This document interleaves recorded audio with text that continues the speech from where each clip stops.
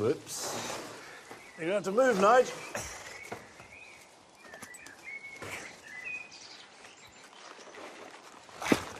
Welcome to Gardener's World.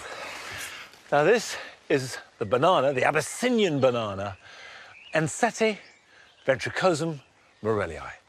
And I got it last summer after I'd seen it growing at Hampton Court Flower Show. And I just loved this plum-coloured, chocolatey stems and foliage and the way that it's so dramatic. Put it into the dual garden. I got a couple, and they were fabulous. But they are tender. They won't take any amount of cold. So ever since the beginning of October, this has been stored indoors and then in the greenhouse where it's practically touching the roof. I'm dying to get it out into the garden.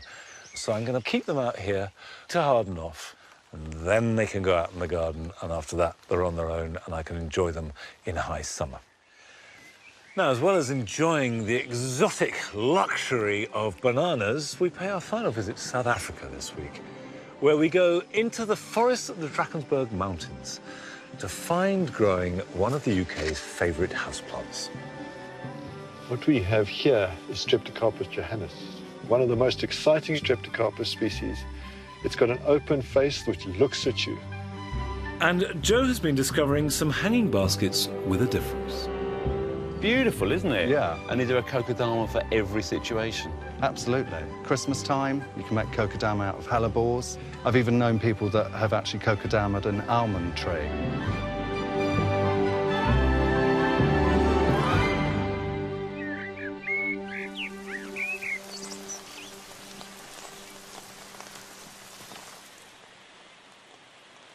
Well, just as I put the bananas outside, it started to rain heavily. That won't hurt the bananas at all. They don't mind wet. In fact, they need lots of moisture. It's just cold you have to worry about, and too much wind, because that will rip the leaves. So if it gets really windy and stormy, I'll have to bring them back in. But before I do, it's a chance, now they're out the way, to have a look at the vine that I planted a couple of years ago. This is a black Hamburg grape. It's a dessert grape. And the first year, it grew just up to here. Last year, we had 4 bunches of grapes. You can see the black, which is last year's growth, reached down to about there. This year, I'm training 2 long arms, if you like, from which grow rods or cordons, and they carry the fruit. So I've put up 1, 2, 3 more wires, and eventually it will go right up on both sides, and then the fruit will hang down. Now, the crucial thing when you're growing a vine is not to overstress it too quickly. You're looking for 1 bunch per foot. And for this year, which is its 3rd year, just 1 bunch per rod. And that will do. So if I go along here, I've got a bunch there. I'm going to take this bunch off. It's cruel, but that goes. And then here, I've got a bunch. We'll take that one off too. Of course, you don't need a greenhouse to grow grapes. You can grow them outside, you can grow them in a pot, you can train them against a wall. They're very, very tough, adaptable plants. Now, it really pains me to take these potential grapes away, because they are delicious. But it's really important in the early years of a vine, and by that I mean the first up to 6 years, you go for quality, not quantity.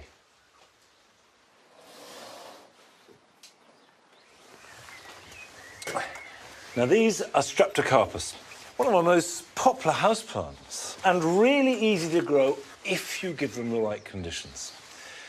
I bought these at Malvern last year, and they flowered continuously from last May until the end of March. So now they're going to a dormant period, but they will need repotting from time to time.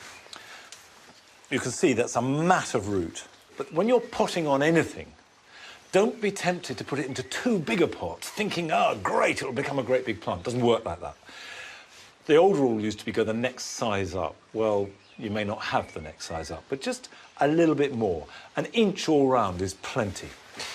So if I take this size pot, that'll be plenty big enough for it.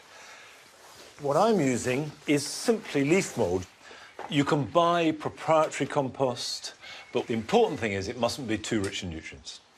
So that will sit like that, and then put this around it. And these literally are rotted leaves and nothing else at all. And the perfect place for them is a north-facing windowsill. They really don't like direct sunlight. That scorches them and does them no good at all. Don't soak them too much. Let them dry out completely in between watering, and then make sure you don't get the leaves too wet. Having potted these on, I won't need to feed them. In fact, you should only feed them when you've potted them on when you see the roots coming out the bottom of the pot, and that won't be for another month or so. And in fact, I feed these monthly, no more than that. Give them a dilute high potash feed. And you can have high potash liquid seaweed, a tomato feed, homemade comfrey feed. These will all do the job. And these are a plant that if you give them what they want, they'll be completely happy. But to find out what any plant wants, the best thing you can possibly do is see it growing in its native environment. And we went to the Drakensberg Mountains in South Africa to do precisely that. South Africa is famous for the sun-loving flora that inhabits its coastline and exposed mountain slopes. But there is another very different habitat that's home to a very familiar species, streptocarpus. And subtropical woodland is their ideal habitat.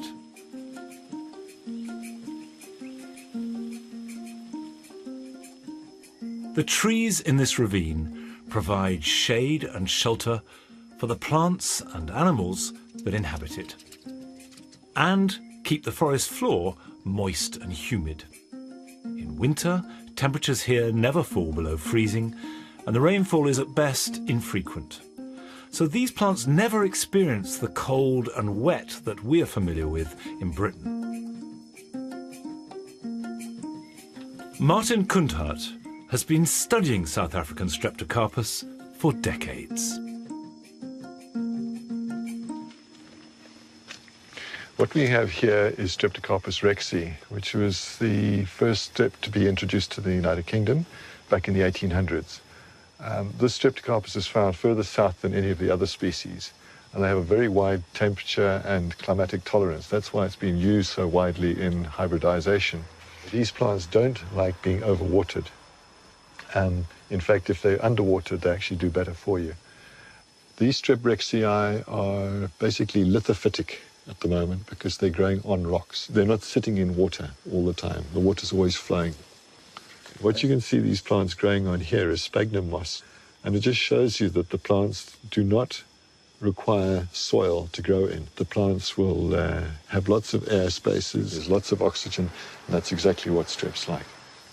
One of the characteristics you will notice among Streptocarpus, especially as the weather starts getting cooler, is an abscission line, which is a yellowish line that will move up the leaf, with the paler section of the leaf being below the abscission line. The plant isn't diseased, and the reason for the abscission line is because the soil temperature is too cool, and the plant cannot absorb nutrients through its roots, so it'll reabsorb the nutrients up its leaves. But when it does start to warm up, the soil temperature will be warm enough for the roots to start absorbing nutrients. That's the time that you can start feeding your plant. Streptocarpus are found all over this forest. Some take root on rocks, whilst others are epiphytic, which means that they grow on trees. The constantly humid environment of these subtropical forests provides perfect growing conditions for these plants, which rely solely upon the moisture and nutrients from the warm, damp air. But the forest floor is also rich in plant life. What we have here is Streptocarpus johannes, one of the most exciting Streptocarpus species. It's got an open face which looks at you, and it's a magnificent little rosette of leaves. It's only a terrestrial plant. In other words, it doesn't grow in the trees, it doesn't grow on the rocks. All the decomposed leaf mold and bits of bark and things like that. And that's exactly what the streps are growing in. That's their ideal medium.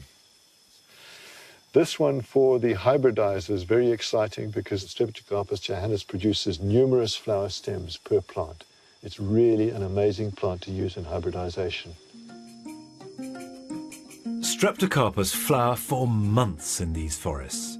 And of course, it's this protracted flowering that has made generations of gardeners covet them. When the flowers are fertilised and then fade, a long, twisted fruit capsule forms. When the streptocarpus seed pod dries, it dries and it opens, and masses and masses of small little seeds, tiny little seeds, will float away in the wind and be deposited on layers like moss, and there they'll germinate. Streptocarpus species are usually very isolated colonies, and those isolated colonies, because they're so separate, they've never developed something to impede the hybridization of them. And that's what's so exciting for us breeders, because you can take different species and start hybridizing. When we start introducing colors into those hybrids, that's when you open Pandora's box, and Pandora's box is exciting. For centuries, Streptocarpus have excited and entranced gardeners around the world. But sometimes they can prove a little tricky. However, recreating the complex conditions in which these beautiful plants will flourish is both fascinating and richly rewarding.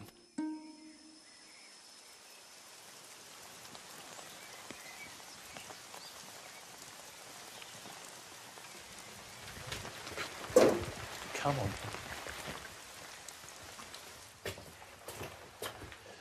I remember when we were filming Round the World in 80 Gardens, going to the Drakensberg Mountains, and it was a very hot day, but there was a terrific thunderstorm. So we ran into this gully for shelter with trees over it, and whilst the rain was pounding down, we noticed that the bank that we were sheltering against was covered in Streptocarpus. So exactly that environment, moist, warm, shaded. And there is no doubt that if you see any plant growing in the wild, you know instantly how you should grow it in your garden. Well, it's not warm and wet here, it's cold and wet, but thank heavens for a potting shed, because that means I can get on with sowing some seed. And now is the perfect time to sow biennials. Now, biennials are short-lived plants that span their lives across 2 growing seasons. So the seeds are set and fall from late spring to midsummer. And wallflowers are a good example. Setting their seed now, they fall to the ground, they germinate and grow a young plant. But they don't flower in the same year. They overwinter, and then they flower the following spring, and they set seed, and so it goes. Now, I mentioned wallflowers, and I want to sow some, and I always like to grow lots because it's a very cheap way of making a dramatic statement. If you want to have a blaze of colour, you need to buy at least dozens, if not hundreds of plants. It will run into a fair amount of money, whereas a couple of packets of seed, and there's your hundreds of plants. So take a seed tray or pot like this, a seed mix, and you can buy special seed mixes, or you can use a general purpose compost, or you can make your own as I do. But the difference between a seed and a potting mix is essentially it's lower in nutrients. And it's got a nice open root run for little seedlings to work out into. And if I take a packet of seeds, this is blood red. So there you have the seed, and each one of these is potentially going to make a nice, strong, beautiful, sweet-smelling plant. Just sprinkle it relatively thinly, because each of these are going to make a seedling that's got to be pricked out. Now just cover that lightly with a layer of soil, and it can be very light. That'll do. OK, that's just wallflowers, but there are plenty of others. Foxgloves are one of my favourite biennials, and I've collected seed from the white foxglove, Alba, and the wild foxglove. And you can see I just collected up the seed heads and put them into an envelope, and there are thousands of seeds there. And it is amazing to think that each of those tiny seeds is going to make a spire of flower, perhaps 3-4 foot tall. The other day I saw foxgloves for sale individually for £3-4 pounds each. So it can save you so much money growing from seed. So the regime is to water these, leave them to germinate, which they'll do in a week or 2. When they're big enough, prick them out into plugs, let them grow on, and that can happen outside, doesn't need any protection for that. And then when they're robust little plants, either plant them where you want them to grow, or put them somewhere where they can be lined out in the soil, grow on, and then go into their final position in autumn to flower next year.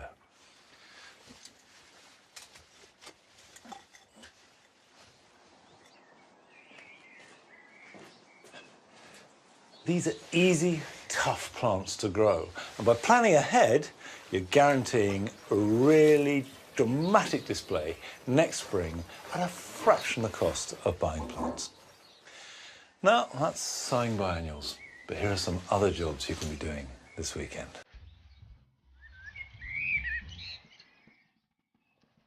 If, like me, you've sown climbing beans, but grown them under protection because it's been a little cold to plant out, you can safely put them into the ground now, placing one plant against each support. If you haven't sown any yet, there's still plenty of time to sow the seeds direct into the ground where they will germinate quickly. Late flowering clematis are growing practically in front of your eyes at the moment. And it's important to keep this growth tied into the support. Otherwise, it can form an unruly tangle, which can then hide the flowers when they appear in about a month's time.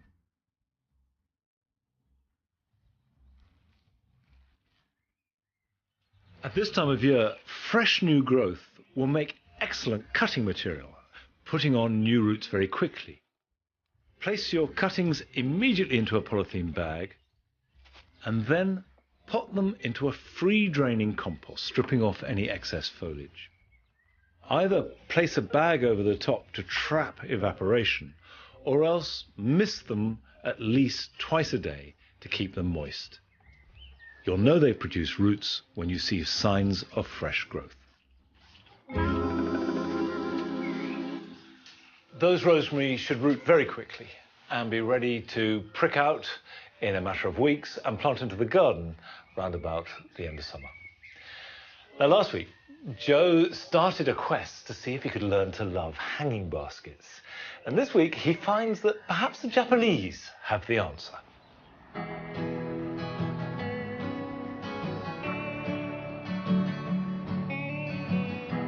They're bold, they're bright, and they bombard us with colour. And I know that millions of people love them, but I'm not one of them. Am I missing something when it comes to hanging baskets? Granted, they bring a welcome flash of optimism to our home fronts and high streets, but I'm far from being convinced I'm ready for one in my own garden. So in a bid to like, or who knows, even love these creations, I'm digging deeper. Actually, this one's quite nice, simple and white. Maybe I'm turning. For me, hanging baskets usually bring to mind clashing bundles of pansies, geraniums and petunias, but I'm told there's more to them. Florist Thomas Broom has been perfecting a more radical approach in his garden shed. So what have we got here then?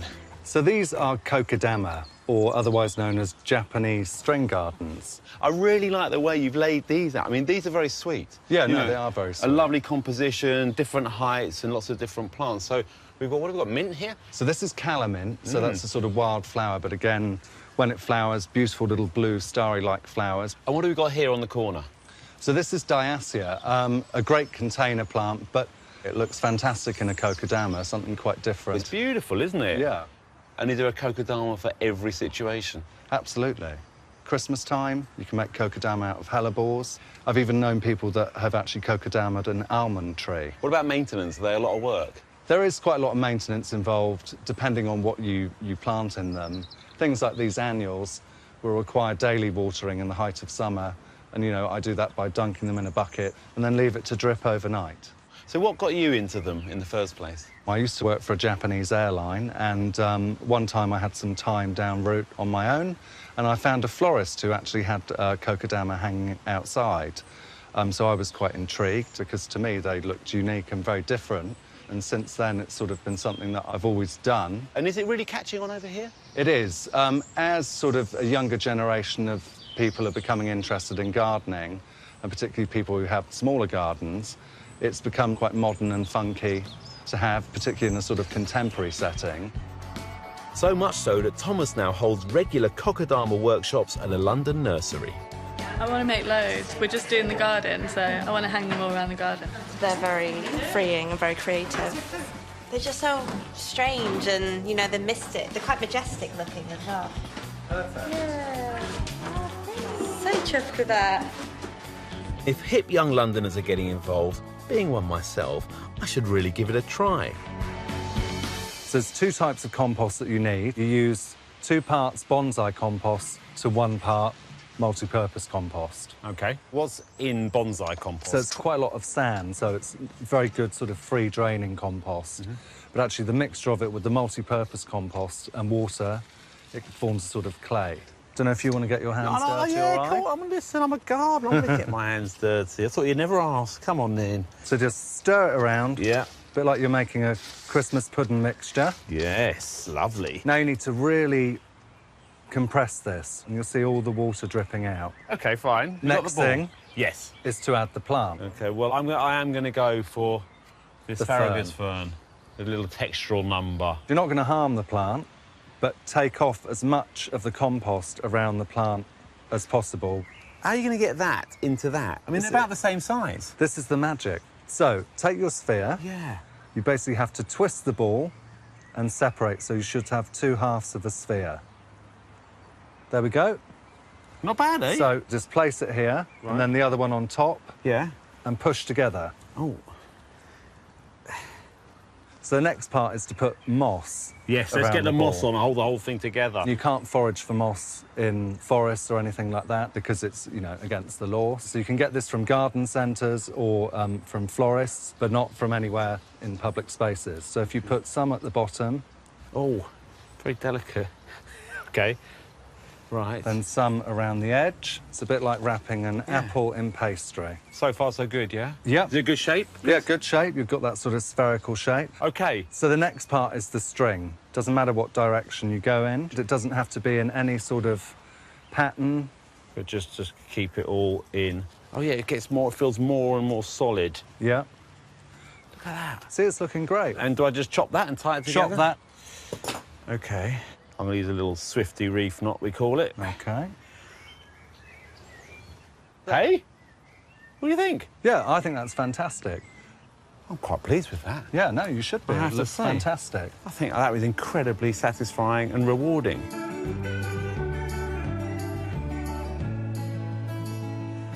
Well, I'm not sure if these are the future of hanging baskets, but I've really enjoyed making my first kokedama. And I like them a lot. I like the way they're really natural, just the moss, the plant, and some jute string around them. These kokedama couldn't feel more different from the baskets I looked at a couple of weeks ago. But now I know that anything's possible, I'm going to create my own take on a hanging basket next time.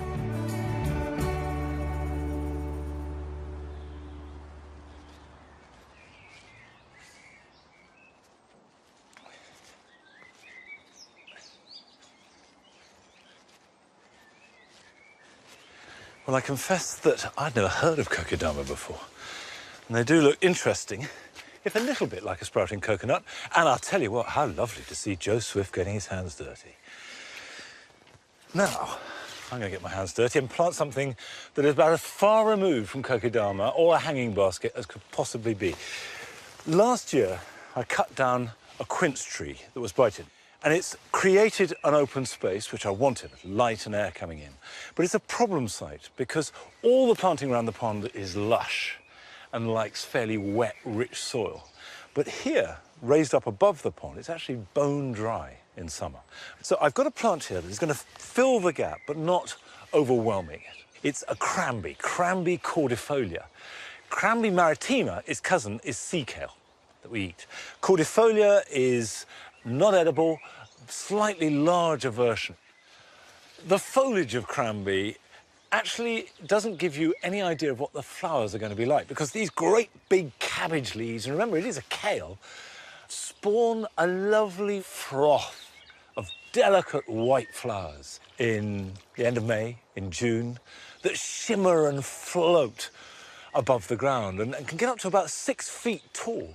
So it gives good architectural qualities, and then you cut it back in mid or late autumn, it disappears, and then will reappear again in spring. So a really statuesque plant that is adapted beautifully to growing almost anywhere. It'll grow in practically any soil, it'll grow in full sun, in part shade. The one thing it's got to have is good drainage.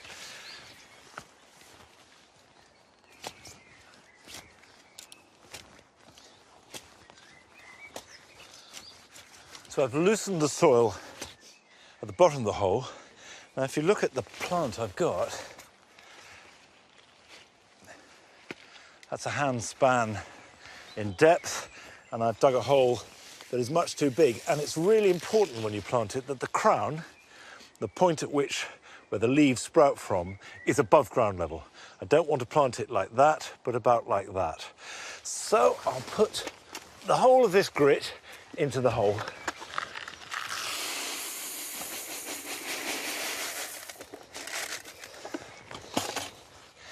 And sit the roots directly on top of the grit. So it's sitting slightly proud of the surrounding soil, and that any water will drain away fairly quickly.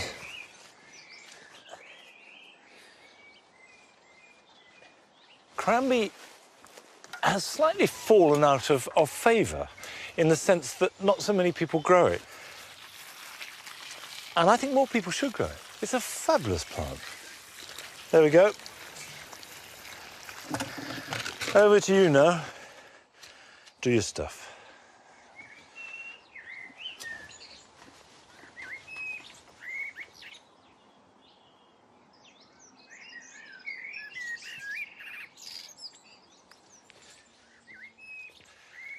Sometimes, and at some moments in the year, plant combinations just work. And today it's here.